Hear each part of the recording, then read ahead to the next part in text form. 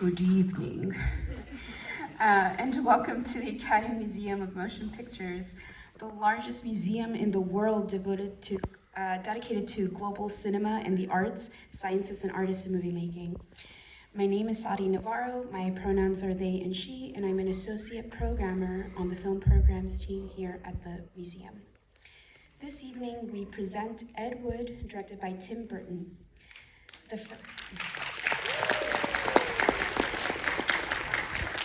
film is screening as part of our weekly series, Branch Selects.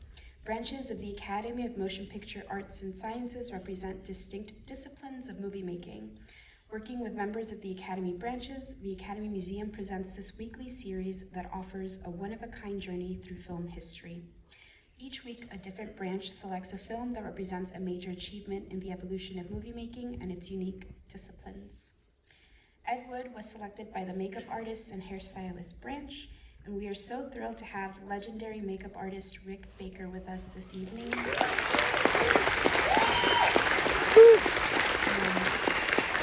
introduce the program and speak about his work on the film.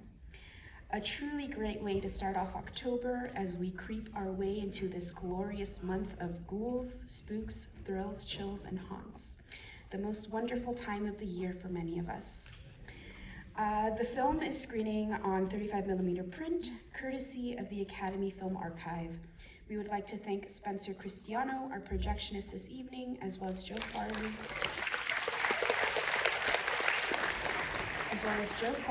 Emily Schertz, and the rest of the theater ops team. We would like to note that this is an original release print acquired during the awards process, so you may see some light jumpiness throughout due to some shrinkage, but other than that, it is in pretty good condition. Coming up for Branch Selects in the coming weeks, next Wednesday, October 8th, we're screening Paranormal Activity, selected by the Marketing and Public Relations branch. On Wednesday, October 15th, we're screening Il Postino, The Postman, on 35mm, selected by the Music branch. And on Wednesday, October 29th, we're screening Michael Clayton on 35mm, selected by the Producers branch, with an intro by producer and Academy Governor Jennifer Fox and director Tony Gilroy. Our Branch Select series is just one of the many programs we are excited to present this fall. Later this month, on October 25th, we have our third iteration of Monster Mash. This year, we embrace the monstrous and the feminine in film with Bride of Frankenstein, The Love Witch, and Jennifer's Body. We're hosting a fun-filled day of special effects, makeup demonstrations, spooky scripted tours, and activities with very special guests in attendance. And on October 30th, we kick off a series highlighting the works of special effects wizard Carlo Rambaldi with a screening of Deep Red, featuring a conversation with filmmaker Dario Argento. Please check our website, academymuseum.org, to explore the rest of the film programs we have to offer this season and for the most up-to-date information on programs and guest speakers. Now, before I welcome Rick to the stage, we ask everyone to please not forget to silence and stow your devices for the duration of the screening. There's also no eating or drinking allowed in our theaters. However, bottled water is allowed. Before the film, you will be seeing trailers for two of our film series currently playing in our theaters: Around the World with Luis Buñuel and Gaumont at 130. A record-holding winner of 7 Academy Awards for makeup out of 11 nominations, Rick Baker is a lifelong monster kid who won the first competitive Oscar awarded in that category for his innovative work on An American Werewolf in London. One of several collaborations with director John Landis. His apprenticeship under one of the industry's great makeup artists, Dick Smith, including working as his assistant on The Exorcist, prepared him for a career providing cutting-edge makeup effects in many genres, ranging from comedy to science fiction to horror, with titles including Ed Wood, The Nutty Professor from 1996, and Men in Black. Please help me in welcoming to the stage Rick Baker.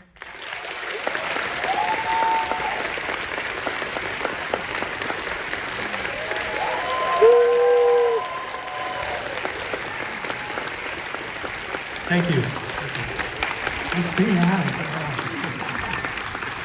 Thank you.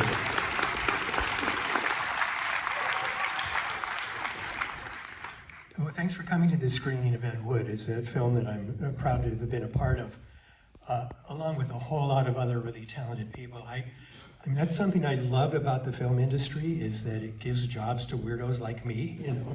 And there's so many, a film takes so many different talented people, and I know that, speaking for myself, I couldn't have a regular job. You know, I couldn't survive in an office.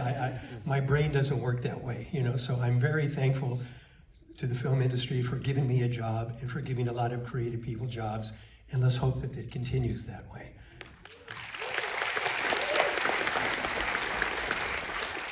So, how many people here have already seen Ed Wood? Okay, already a lot. How many people here knew who Ed was before this movie came out? A pretty good number. I knew. I am not ashamed to admit that I'm an Ed Wood fan. I mean, his films are terrible, but there's good kind of terrible. You know, they're very watchable.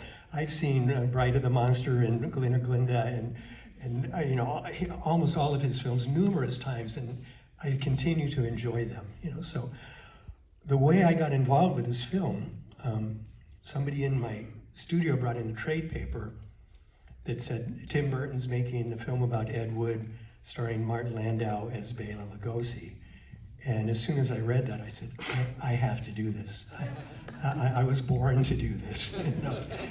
The problem was I was actually on another movie at the time, but I had just a couple makeups I was doing, and there were moments in between where I could design and prepare makeup. So I did something that I never normally do. In fact, I don't know how I was ever successful, because I don't have an agent.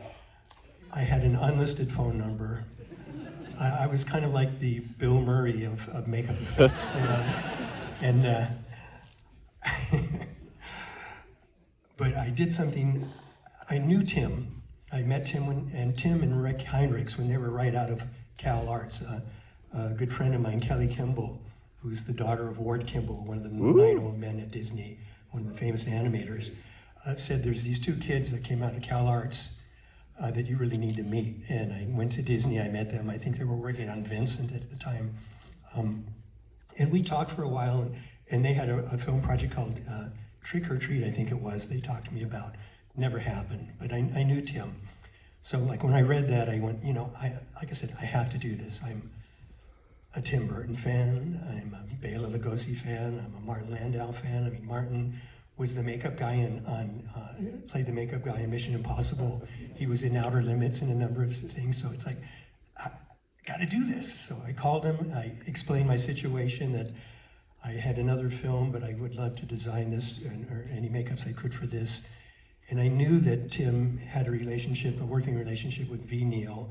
I've known V since the early 70s. And I said, you know, I can design, and my studio can make all the appliances for the production, but I won't be able to apply the makeup through the whole show, or at all, actually. I didn't, but I was happy. I said, if you're happy with V doing it, I'm happy with V doing the application on a daily basis. So he said, yeah, and I said, you know, I'll give you a deal. If you just, you know, it's basically time and materials for my crew. I'll just donate my time. I'm sorry, I'm kind of losing my voice. I hope I can make it through all of this. So then after I called him and he said yes, then I became more serious about it, and I started looking at pictures of Martin Landau and Bela Lugosi's face that I knew quite well anyways, but then I went, Rick, maybe you shouldn't have done this. You know, I mean, Martin's face, you know, Martin has a very rectangular face and a very full upper lip. Bela had a very round face, and he has a very thin upper lip, but a big distance between his nose and his thin upper lip. And I just went, I don't really know if I can do this. And I mean, the likenesses are impossible anyways, and doing a likeness on somebody else's face is very difficult. And like I said, I was stressing out about this some, and then I got the script by Scott and Larry, whatever the fuck their last name is. It'll be on the, it'll be on the credits. I mean, I always knew them as Scott and Larry, and I didn't know which one was which. So it's always Scott and Larry, and most of the time they were together. But recently, I was actually at an Academy event, and Larry was there, and I asked him which one he was. You know, so he gave me a way to remember it. You know, the black eye healed in a few weeks. You know, but the script was great. I couldn't believe how great the script was, and how real and how human Ed Wood and Bela were in the script. And I really said to myself that this needs to be a less is more makeup. It shouldn't. I didn't want Bela to be a rubber face in this film, and that made it even more difficult. You know? So I got Martin to my studio. I took a life mask of him. I had a great time with him talking about Outer Limits and Mission Impossible.